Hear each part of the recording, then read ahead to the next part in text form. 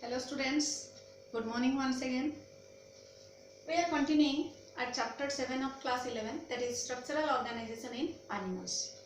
And in my last class, I have teach you about the connective tissue, and we see that how our different type of connective tissues are present inside our body and how they help us to do various activities including our immune system. Clear students? And in this class we will study about muscle tissue. We studied about epithelial tissue, connective tissue, third one which is your muscle tissue, and then we will study about neural tissue. So let's study muscle tissue. What is called muscle tissue? The tissue which present in a muscle is called muscle tissue. So these tissues are divided again into three types. One is your skeletal muscle, another is smooth muscle, and next is your cardiac muscle. This is skeletal muscle, this is smooth muscle, and this is cardiac muscle. Where are these tissues present, these muscles present, and how they help us to do different movements in our body? As we know, movements are different type inside our body. So these tissues are help us in doing different movements. So let's understand this through diagrams. Let's see how a skeletal muscle looks like. You can see the diagram here. You can see how the muscles are arranged.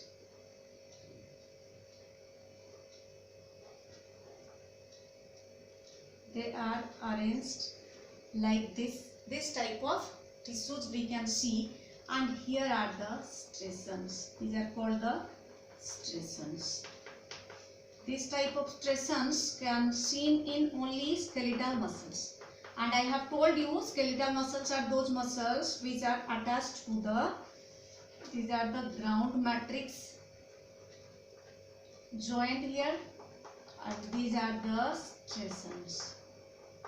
Okay students, this is your structure of a skeletal muscles. As we know that skeletal muscles is closely attached to the skeletons. These are closely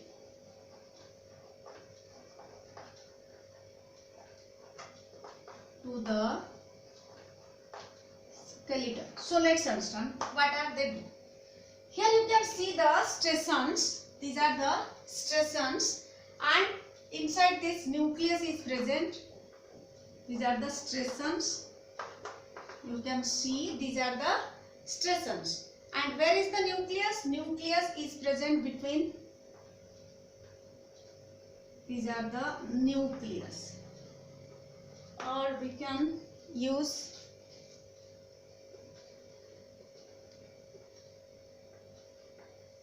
clear? So let's start. Tissue is closely attached to skeletal bones. In a typical muscle such as biceps, striated muscles are present. Do you know about biceps? Biceps means these are the biceps. Here striated muscles are present. When our skeletal moves, as the muscles are attached with skeletons, so the muscles are also moved. So in skeletal muscle we can say that here voluntary action occurs. Voluntary action. Like when you dance, or I am teaching you, so the movement of my mouth, how my mouth get moved. This is due to skeletons. As the muscles attached to skeletons, yeah, or we can say that when I react or when I move my hands are moved due to the skeletons, and the muscles also show some contractions and relaxations. So how the muscles show contractions and relaxations? As we know, inside this is your sarcomere. Inside sarcomere there are some muscle fibers are present. These are the muscle fibers. These muscle fibers go through contraction and expansion. When I am normal, suppose here I am standing normal, but when I move, suppose my legs are moved, and when I write, my hand is moved. During its movement, the muscles get contracted and expanded. Suppose here muscle, one is your myofibril and another is your microfibril, or we can say as actin and myosin. Actin and myosin. Actin is thick filament and myosin is thin filament. So these muscles are arranged like this. They are like this. When our muscle get contract, then they get overlap with each other, due to which we can able to move our different body parts. First thing, they all are attached to skeletals, and they are stripped, and there are striations are present, and due to striations present, when we move our body or move our skeleton, along with skeletal muscles are moved. And how they move? Because of two type of fibers are present in muscle cells. One is actin and another is myosin. And actin and myosin during contraction and relaxation starts moving towards each other and get apart from each other. So in our resting state and in our working state, the muscles are present separately in the skeleton and show their activities separately in our body. So students, you can give the example that biceps of our body is due to skeletal muscles, and we can take another examples that here the muscles of our leg, hand, mouth. Simply you remember all those parts which moves along with skeleton are called skeletal muscles. Clear? Next moves to smooth muscles. Smooth muscles are like this. They have tapering ends like this, means pointed ends, which we can say as tapering ends, and they are like, they have no striations. We can say these are smooth muscles. These are the tapering ends. Tapering ends. And they show involuntary action. Why they show involuntary action? Because they have no striations. That's why they show involuntary actions. And we can see the nucleus. These are the nucleus. Okay. So they are the tapering ends. These are the nucleus. Where are these muscles are found? These muscles are found inside our small intestine. Clear? Inside our blood vessels, stomach, etc. These muscles are found inside small intestine, then your blood vessels, stomach, etc. Means if we want, then we can't move them. They are involuntary. So smooth muscles are involuntary. We can say that they are involuntary. Clear students? Skeletal muscle is voluntary as it works according to our brain. And here smooth muscles are involuntary because they are not working according to our brain, as they are present in small intestine. We can't move the muscles of small intestine. We can't move the muscles of blood vessel. We can't move the muscles of stomach.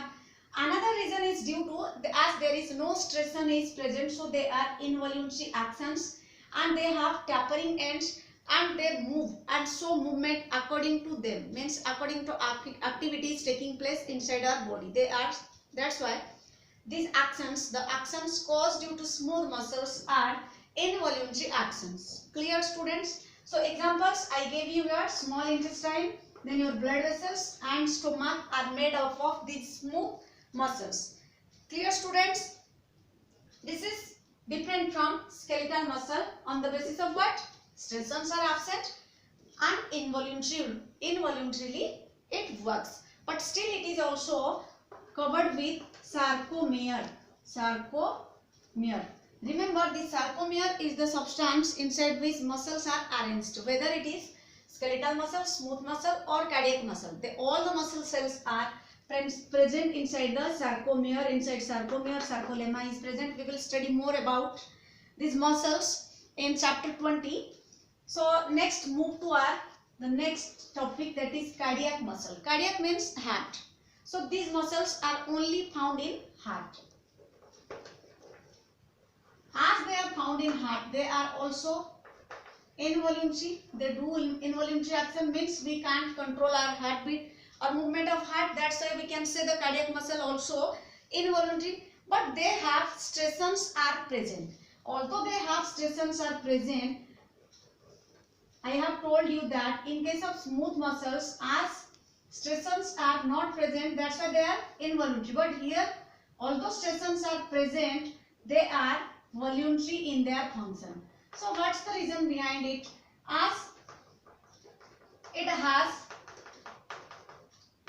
it is control of central nervous system, as it is under control of brain, so it shows involuntary action. Its diagram is like this. It has stressors like this.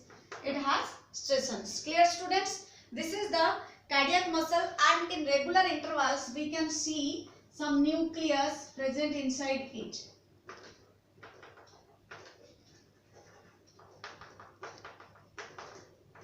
Nucleus is also present inside it. Clear, students? So we can say it is a contractile tissue present only in the heart.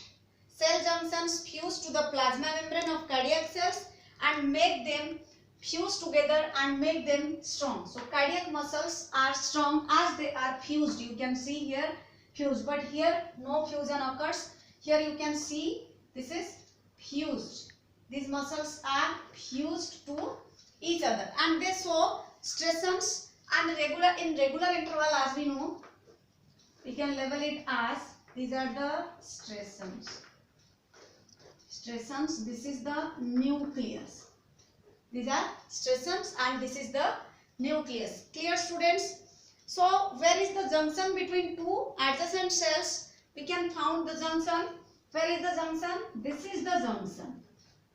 These are the stressors, this is the junction. This is the junction between two cells. As one cell contains one nucleus, so here one is nucleus, one nucleus. So these are the cell junctions which attach two cells with each other. So let's have a quick view. Cardiac muscle is involuntary, although they have stressors. Next, they are interconnected or jointed with each other through cell junction.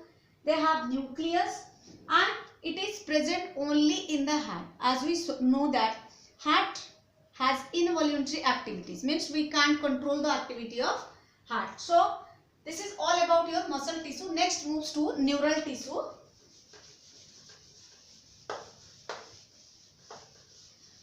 If I say neural tissue, then you the question come in your mind that neural tissue means neuron. We can see that this is a neural tissue. Neural tissue. So the neural tissue is like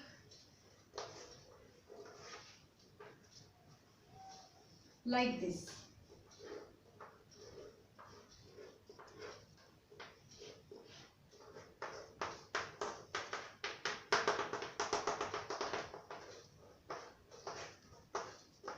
Is like this.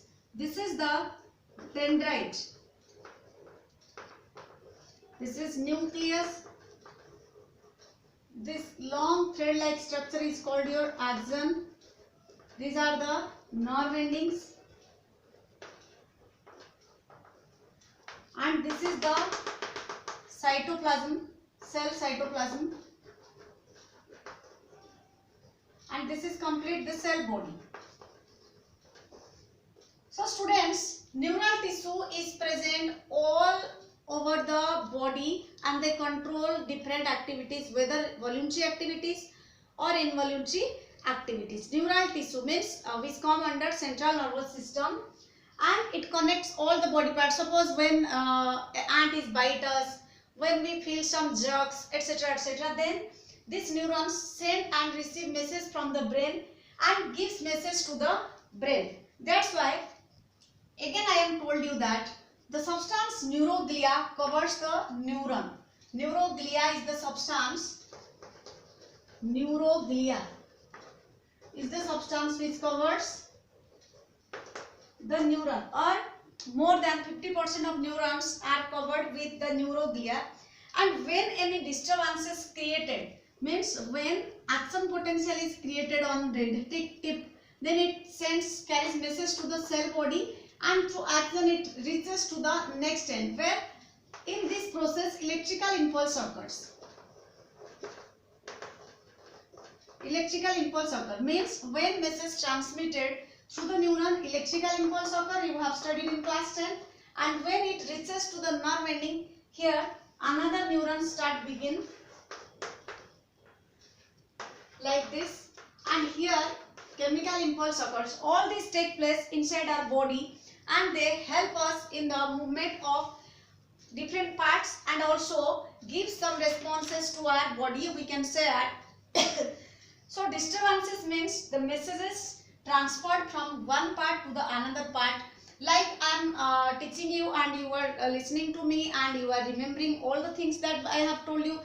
These all things are possible due to this neural cell or neural tissue. So students, this is all about your structural tissue in animals.